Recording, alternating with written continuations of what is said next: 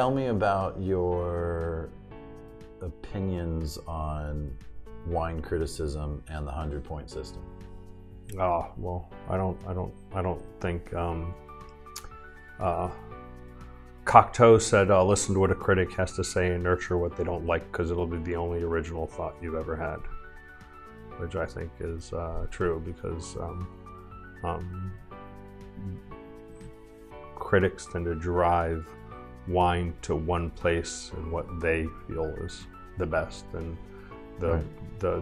what happened in the 90s and 2000s and in California wine was all attributed to the homogenization of palates of Wine Spectator and Robert Parker and the ilk. I mean, very few people stepped out of that. Dan Berger's wine criticism and scoring was a lot different.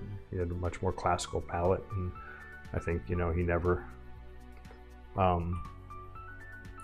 perfect wines are a concept that I don't understand, and not to say that there aren't people out there that taste wine that are a little bit that have better palates than I do, or that have better opinions or their idea, but I just think that relying on critics for developing your own palate is a mistake.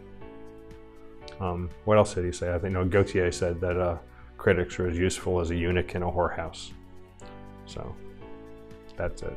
I guess they could be there as fluffers, but right, I could find some uses. Back in the day, in the Roman times, eunuchs had a use in the whorehouse. But aside from that, I was thinking, I mean, I am of a different mind, as you know. I have two opinions on this whole point system, and one is there is a utility because everybody understands it. Everybody went to school, everybody had A, B's, and C's, and everybody knows what that system means. But you can't quantify taste. It's just taste. That's the thing. I agree with you. You can find people whose opinions you agree with, but to use the number system of a person that has totally different taste, to say that is perfection, that drives the bus to an area where it shouldn't be. It's not, that is you're better off finding a wine retailer or a sommelier or somebody who works in wine every day whose taste fits yours and agree on their opinion. You don't look at a magazine and say, oh, they like that piece of meat, so I'm not going to listen to what my butcher has to say, because they say that a bone-in ribeye is the way to go, when maybe that's not the kind of meat. I agree with that, but I would also say that someone who identifies with Wine Spectator, or Bob Parker, and Tony Baloney, or James Suckling, fill in the blank, Jeff Dunnick, they have also allied themselves with that taste. So whether that person is Greg at Big Hammer Wines or Mike at Lo-Fi or whatever, it's still allying yourself with a person who's got a profile or taste preference that mirrors your own. I think that they are that people are swayed by hype, and I think if people are told that these people are critics, and obviously these critics know what they're talking about, but what is James Lauby's qualifications to be giving criticism on wine? Is he a master sommelier? I would argue that he's tasted tens of thousands of wines. Did he start off with a focus in Napa? He's an expert in Napa. Did he start off tasting tens of thousands, or what? At what point did it get to him to say that he is? Or is it not that he was good at criticism, or that his writing was good, or something? Because there are other super tasters. Or what determines the fact that this person's opinion is valid? Just because more people listen to it? I don't agree with it. My problem with your argument is it goes toward this extreme relativism, and you have too much of an open mind, your head falls out. Okay, that's where I'm going with this. There is the idea of expertise, and there is the fact that people who taste tens of thousands of wines develop an expertise to their palate. You can say that it's their palate, but it is also the experience of having tasted wines of the world. It's a unique thing. Not very few people get to exercise those muscles, the muscles of the nose and the brain and the palate. These are things that a lot of people just don't have the opportunity. And so to your point, why are consumers then leaning toward certain critics or scores or whatever? It's because they recognize they haven't tasted tens of thousands of wines. And if Bob Parker is an expert in Bordeaux, which he is, and they know that he's tasted those wines for 30 years, he is a reliable source. I had 82 Leo de Las Casas. That's a 100-point wine. Was it perfect? No. I mean, was it a good wine? Yeah. But is this what considered perfection? I think it's ostentatious. I think it's that score you may disagree with. That's a relativism. It's a relativistic argument. But I don't think it mitigates or diminishes the fact that that wine wasn't good? No, that critic said, hey, among the wines I tasted in 1982, this was the best or one of the best. Yeah, I just don't understand. I think that's where it goes. So, we could do the same argument about a tomato, about a piece of beef, about a lemonade. Mm-hmm. And has the lemonade got the right amount of sweet and sour? Is the pulp just there? Yeah, is it pulp or no pulp? The point is, there is a concept of excellence and greatness and expertise associated with evaluating. I think the difference... Tomatoes and steak in olive oil and everything else. I think the difference is that I appreciate the concept of wine writing.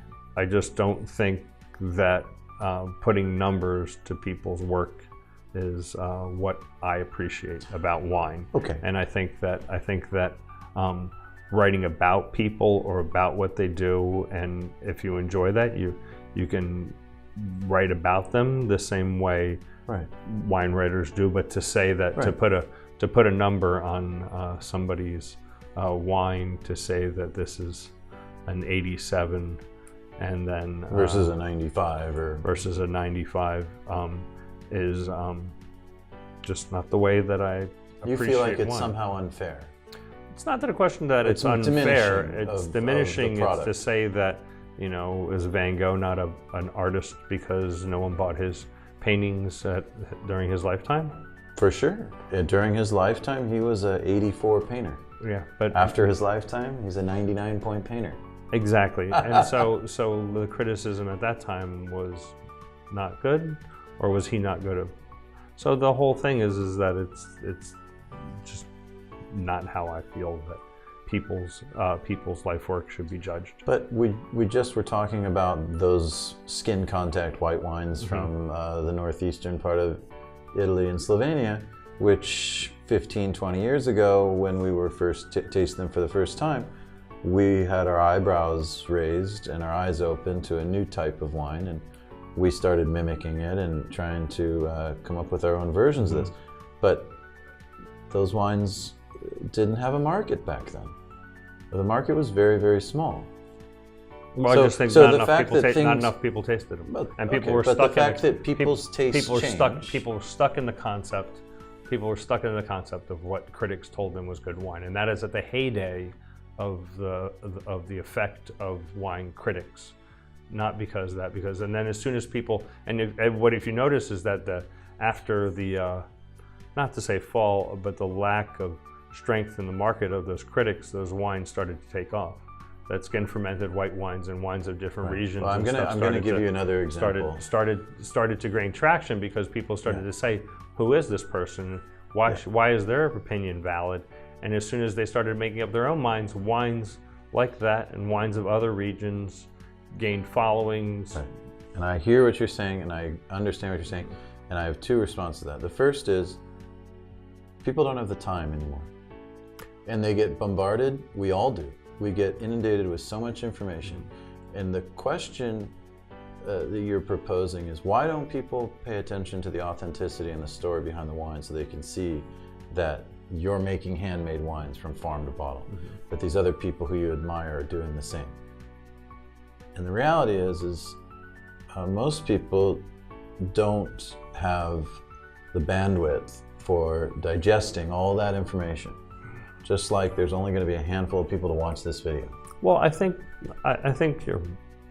you're wrong in a certain sense. It's not a question of bandwidth. And like I said, the best is to find a merchant or somebody whose opinion you agree with, that tastes wine, and that you try it out and you say, well, yes, like the same exact way as maybe James Suckling's opinions matter to you, and the wines that he likes you agree with, but you don't take it based on that. I mean, you should give yourself broaden your horizons to then say that those 5 critics that taste all those wines, but as I would opposed argue to saying that Greg Martellotto of Big Hammer Wines thinks this wine is fantastic, and that's the reason why he's selling it from his store. That is part of my value proposition. Well, that because is your value. If I compared my competitor at a small street side store in Kansas City, I guarantee that he's limited to the number of wines he's tasted from local distributors.